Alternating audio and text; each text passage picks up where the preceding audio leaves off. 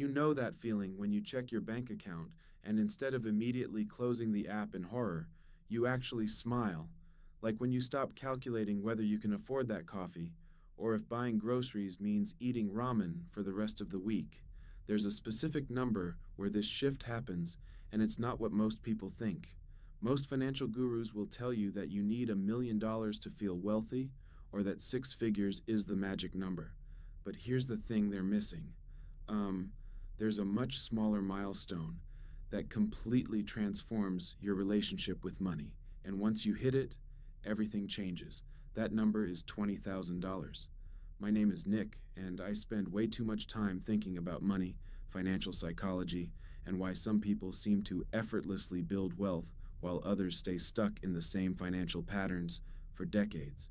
If you're someone who wants to understand the real mechanics behind wealth building instead of just hoping things will magically improve, make sure to hit that subscribe button and give this video a thumbs up if it ends up helping you see money differently. Now, before we dive into why $20,000 is the real game changer, let me ask you something. When you think about building wealth, what comes to mind? Maybe you picture some trust fund kid who never had to worry about money. Or perhaps you imagine someone grinding away for years, slowly accumulating wealth $1 at a time. The truth is, wealth building doesn't work the way most people think it does. Here's what actually happens. There's a there are certain financial thresholds that act like invisible barriers. Once you cross them, the rules of the game completely change. $20,000 is the first major threshold that separates those who will build significant wealth from those who will spend their entire lives living paycheck to paycheck. And the crazy part is, most people have no idea this threshold even exists. Think about it this way. If you've ever tried to push a heavy boulder up a hill, you know that getting it started is the hardest part. You're straining, sweating, making very little progress, and questioning whether it's even possible. But once you build enough momentum, something magical happens. The boulder starts moving faster, and eventually, when you reach the top, it rolls down the other side almost effortlessly. $20,000 is that turning point where your financial boulder finally crests the hill. Everything before this point feels like you're pushing uphill against gravity. Everything after this point feels like gravity is working in your favor. But here's where it gets really interesting, and this is something that will probably surprise you. The difference isn't just mathematical. It's not simply that you have more money to invest or that your returns are larger in absolute terms. The real magic happens in your brain. When you don't have money saved, your brain operates in what psychologists call survival mode. Every financial decision is filtered through fear and scarcity. You take the first job offer that comes along, even if it's terrible, because you can't afford to be picky. You stay in situations you hate because leaving feels too risky. You say yes to things you don't want to do because you need the money. This isn't just about being practical or responsible. When you're in survival mode, your brain literally can't think about growth and opportunity. It's like trying to plan a vacation while your house is on fire. Your mental bandwidth is completely consumed by immediate threats and short-term survival. But something remarkable happens when you cross that $20,000 threshold. Suddenly, your brain has the space to think differently. Instead of asking, how do I survive until next paycheck? You start asking, how can I grow this money? Instead of being reactive to whatever financial crisis pops up, you become proactive about building wealth. Research from Vanguard shows that having just $2,000 in emergency savings increases your financial well-being by 21%. $2,000. That's less than most people spend on a vacation or a fancy laptop. But that small buffer creates a massive psychological shift because it moves you out of pure survival mode. When you push that emergency fund to 3 to 6 months of living expenses, which for most people lands somewhere around $20,000, you get another 13% boost in financial well-being. But more importantly, you've now created enough breathing room for your brain to start thinking about wealth building instead of just wealth preservation. Here's where the math starts getting really exciting. Let's say you're saving $1,000 every month and earning an 8% return on your investments. Getting to your first $20,000 takes about 19 months of consistent saving and investing. That's a year and a half of discipline, sacrifice, and delayed gratification. It's not easy, and frankly, most people give up somewhere along the way. But here's the part that will blow your mind. Your second $20,000 doesn't take another 19 months. It only takes about 17 months. Why? Because now you've got that first 20,000 working alongside your monthly contributions, generating its own returns. Think about this for a second. You did the exact same amount of work, saved the same amount of money each month, took the same level of risk with your investments, but you shaved 2 full months off the timeline just because you had more money working for you. That's the power of compound interest starting to kick in. By the time you're going for your third 20,000, the timeline shrinks even more. Your money is doing an increasing share of the heavy lifting while you're putting in the same effort. And when you get to the really big numbers, the acceleration becomes almost comical. Once you hit $400,000 in your investment portfolio, you can generate your next 20,000 in just 5 months. The same amount that took you nearly 2 years to save initially is now happening automatically through your investments. That first milestone feels impossible, but every milestone after that gets progressively easier. Now, you might be thinking that wealthy people have access to some secret investment world that regular folks can't touch, like there are exclusive hedge funds or special opportunities that only unlock once you reach certain wealth levels. And while there is some truth to that at the ultra high end, it's not what's driving this $20,000 phenomenon. The real secret is much simpler and honestly much more encouraging. It's just basic mathematics working in your favor. When you invest $1,000 and it grows 10% in a year, you make $100. Take that exact same 10% growth rate and apply it to $10,000, and suddenly you're looking at $1,000 in profit from the same investment, same time frame, same level of risk. This is why hitting 20,000 feels like such a turning point. Up until that point, your investment returns feel almost insignificant because you're working with smaller amounts. 10% return on $2,000 is $200. Nice, but not exactly life-changing. But a 10% return on $20,000 is $2,000. Now, we're talking about money that actually matters. When you've got 20,000 sitting in investments, earning 8% annually, that's $1,600 flowing into your account over the course of a year without you having to lift a finger. Money you didn't have to earn through your job. Money that showed up because your existing money was working on your behalf. The investment strategy isn't any more sophisticated than what someone with $1,000 can use. You can buy the exact same index funds, use the same brokerages, follow the same basic principles. The only difference is scale, and that scale transforms small percentage wins into real financial progress. But here's the part that most people completely miss, and it might be the most important point in this entire video. When you save $20,000, you've actually accomplished something far more valuable than just accumulating money in a bank account. You've fundamentally rewired your brain and built the most important financial habit you'll ever develop. And this might sound like some self-help nonsense, but stick with me because this is where things get really practical. Think about what it actually takes to save $20,000 if you're starting from zero. Unless you're making ridiculous money or living in your parents' basement rentrée, this requires serious discipline. You had to track where every dollar was going. You had to say no to things you wanted so you could set money aside instead. You had to resist the urge to blow your savings on whatever shiny object caught your attention that week. Most importantly, you had to do all of this consistently for months or even years. And here's the kicker. You proved to yourself that you can control your money instead of letting it control you. You became the type of person who can delay gratification when it really matters. That's not just a financial skill. That's a life skill. This identity shift is huge because it affects every financial decision you make going forward. Before you had 20,000 saved, buying a $4 coffee might have required mental gymnastics about whether you could afford it. After you hit 20,000, you're not sweating the small stuff anymore because you have your priorities straight.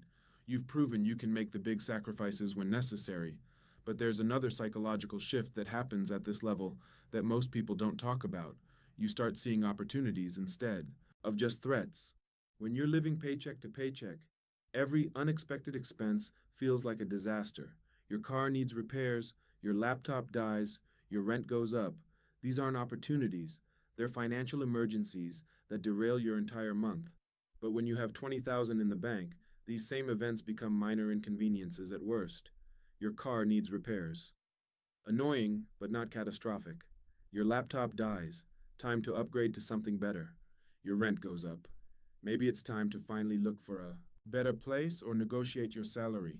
Even better, you start noticing opportunities that were always there, but you couldn't take advantage of before.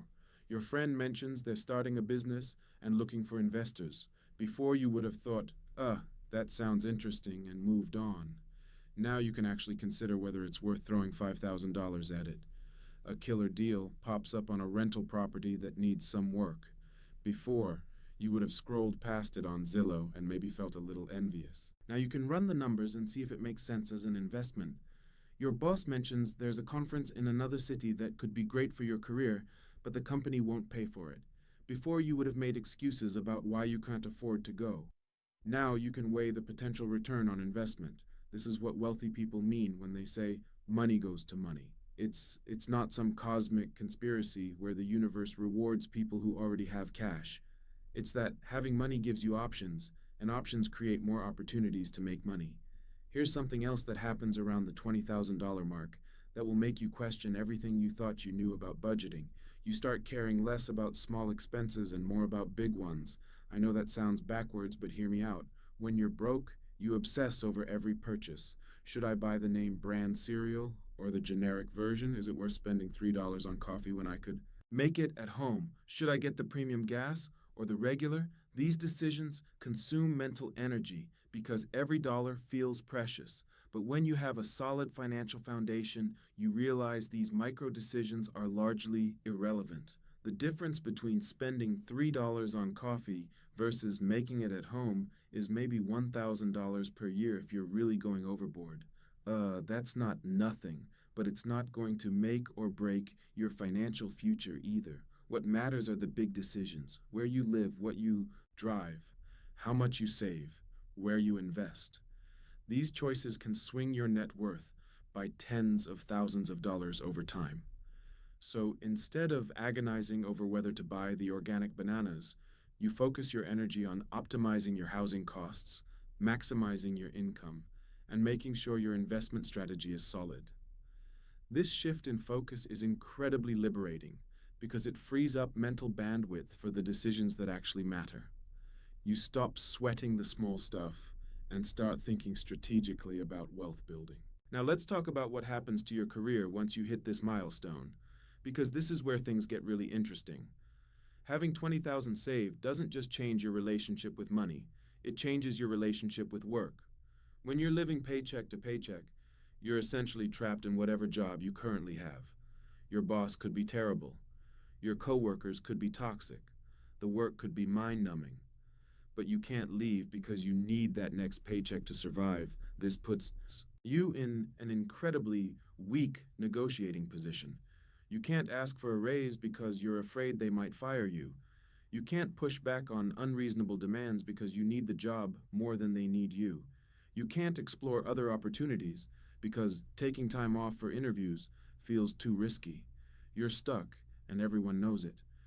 But $20,000 changes the entire dynamic. Suddenly, you have what I call walking away money.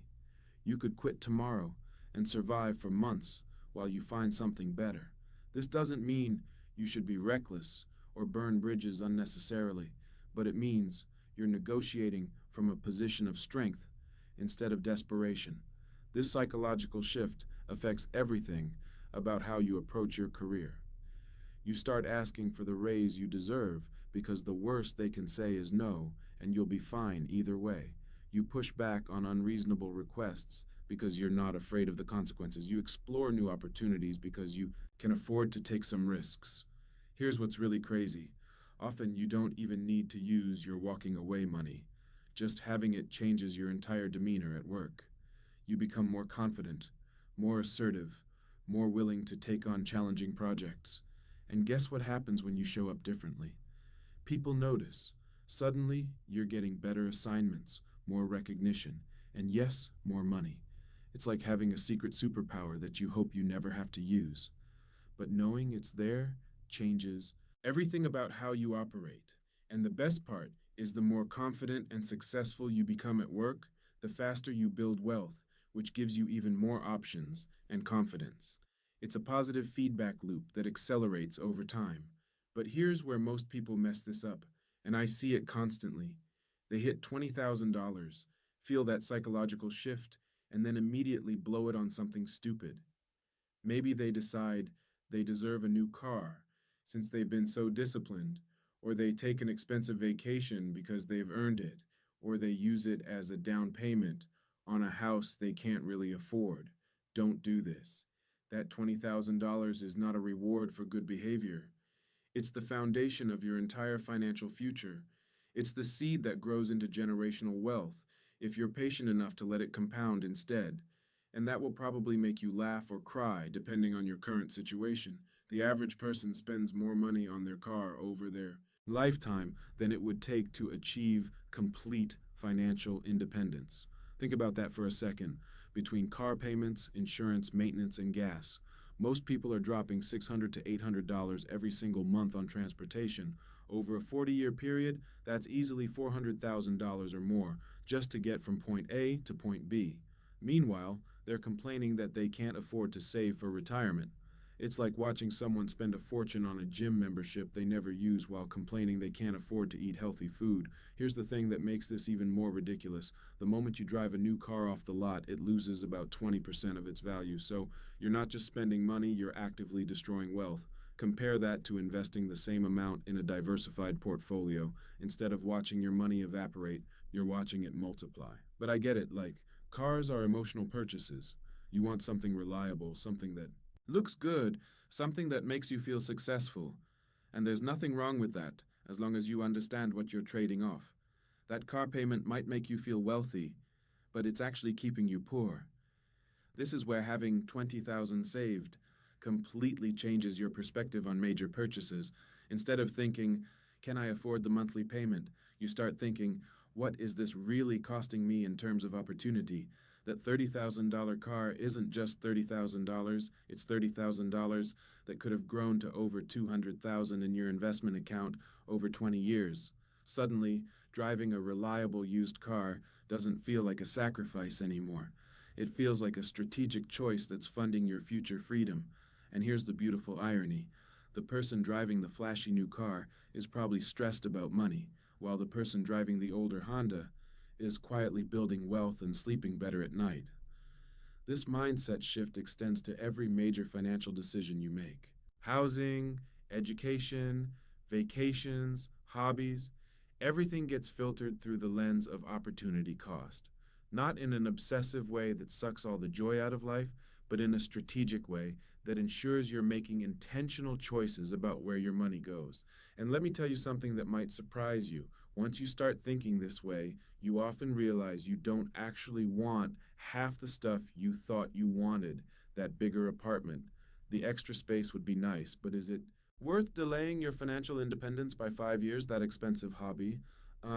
It's fun, but there are probably cheaper ways to get the same satisfaction. This isn't about becoming a penny-pinching miser who never enjoys anything. It's about becoming intentional with your money instead of letting it slip away on things that don't actually matter to you.